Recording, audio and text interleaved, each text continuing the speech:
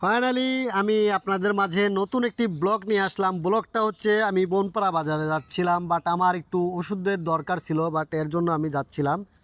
তো যাওয়ার পথে আমি রাস্তার ভিউটা নিয়ে নিলাম। এর মাঝে আমি আপনাদের মাঝে উপস্থাপনা করি আমাদের বনপাড়া বাজারের বাইপাস।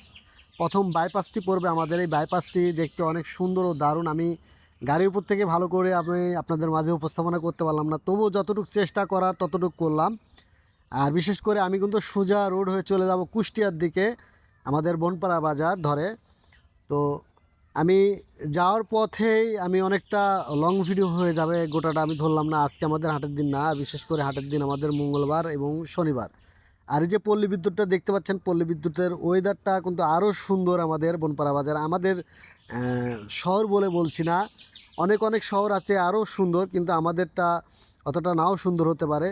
বিশেষ করে দেখতে পাচ্ছেন এটা কিন্তু আমাদের বনপাড়া বাজার। আমি মেন শহরের মধ্যে ঢুকে পড়েছি আমাদের।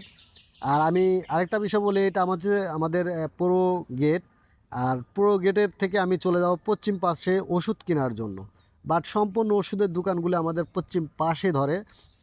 আর রাস্তা পার হওয়ার সময় আমার অনেক ভয় লাগতেছিল, যেহেতু গাড়ির চাপ ছিল, একটু দেরি করলাম। আর এখানেই ফলের দোকানগুলো দেখছেন, এক পাশেই সম্পূর্ণ ফলের দোকানগুলো, তার পাশেই ওষুধের দোকান। বাট আমি ওষুধ নেওয়ার সময় অনেক কথা